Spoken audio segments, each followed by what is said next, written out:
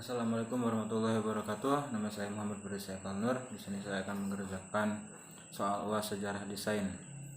Nomor 1.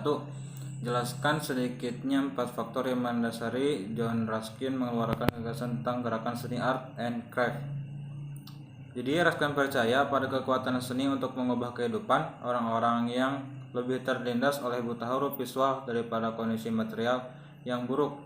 Memisahkan antara kegiatan, mendesain, dan produksi secara tidak langsung akan merusak aspek sosial dan estetika. Artinya, seorang desainer haruslah terlibat dalam memproses produksi produk desainnya dari hulu sampai hilir. Sebaliknya, seorang pengrajin atau artisan juga seharusnya terlibat dalam proses perancangan suatu produk dan dari hulu sampai hilir. Selanjutnya nomor 2, jelaskan setidaknya 4 karakteristik yang khas dari karya seni gerakan art and craft. Sederhana, bentuk sederhana adalah salah satu ciri khas gaya seni dan kriya. Tidak ada yang berlebihan. Motif alam merupakan sumber penting dari motif seni dan kriya. Pola yang digunakan terinspirasi dari flora dan fauna pedesaan Inggris. Selanjutnya adalah keterbukaan. Konstruksi sebenarnya dari objek tersebut seringkali diekspos. Dan keempat, kebenaran bahan, menjaga dan menekankan kualitas alami dari bahan yang digunakan untuk membuat benda adalah salah satu prinsip terpenting dari gaya seni dan kriya. Selanjutnya ada nomor 3, sebutkan ciri khusus dari karya seni Art Nouveau, sertakan dengan 3 contoh dan berikan penjelasan pada masing-masing contoh.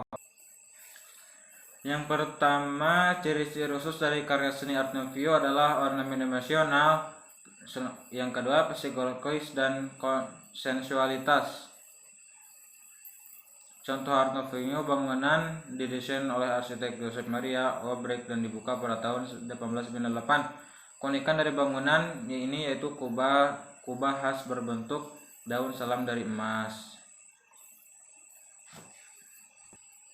Selanjutnya nomor 4, apa yang membedakan gerakan seni art and craft dengan Art Nouveau? Jelaskan. Art and craft adalah gerakan seni dan kriya atau lebih dikenal dalam bahasa Inggris sebagai art and craft movement, adalah suatu gerakan pada akhir masa revolusi industri yang mementingkan komitmen kerja dan keindahan. Jadi ini art and craft itu lebih mementingkan komitmen kerja dan keindahan.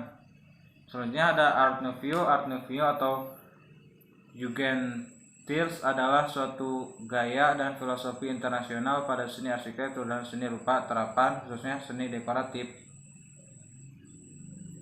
Selanjutnya ada nomor 5, sebutkan 3 faktor utama dari lahirnya gerakan Bauhaus dan jelaskan.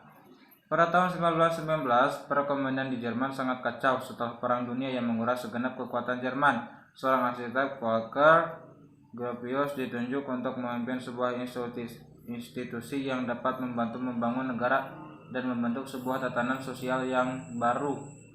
Diberi nama Bauhaus, institusi ini dipasukkan pada sebuah bentuk baru yang rasional dan perumahan sosial bagi pekerja.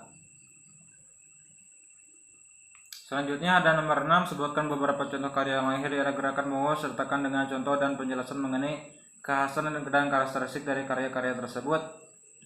Pertama ada Yellow Red Blue, dilukis oleh Wassily Kandinsky tahun 1925. Warna primer dilukiskan ini menampaki ikan bentuk kotak, lingkaran, segitiga, kemudian dicampurkan dengan bentuk-bentuk abstrak. Selanjutnya ada Red Balloon, dilukiskan oleh seniman ikonik Paul Klee di tahun 1922. Bentuk geometris berwarna-warni yang terlihat seperti melayang memberikan kesan yang unik. Selanjutnya ada nomor 7, apa saja ciri khas dari gerakan Swiss style yang menjadi sebangsi bagi dunia desain grafis.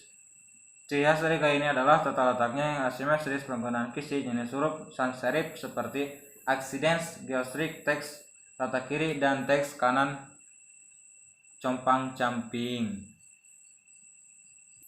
Nomor 8, berikan beberapa contoh gaya Swiss style sertakan dengan penjelasannya.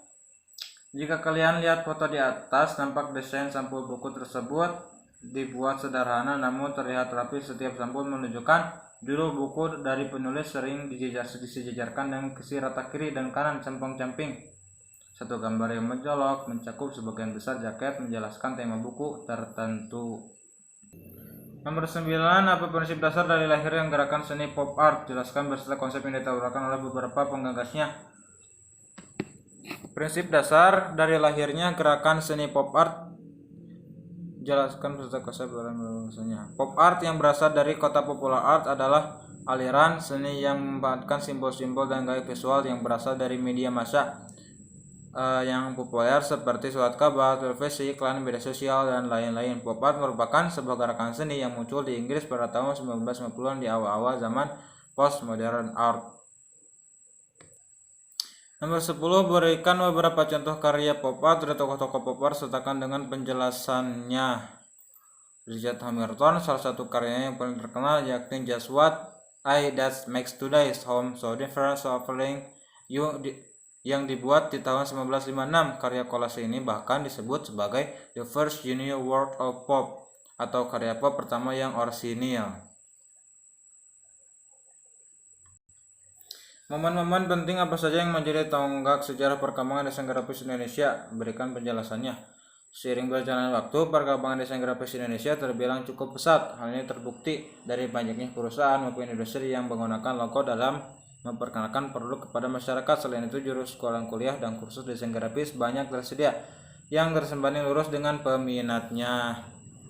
12, memberikan beberapa contoh karya desain grafis yang memiliki perjalanan sejarah desain grafis di Indonesia, yaitu ada gambarnya tertera pada nomor 12. Mungkin cukup sekian dari saya Muhammad Faris Saiful dari presentasi hasil jawaban nomor 1 sampai 12. Semoga bermanfaat. Mohon maaf bila ada salah kata yang tidak bermanfaat. Saya akhiri. Wassalamualaikum warahmatullahi wabarakatuh.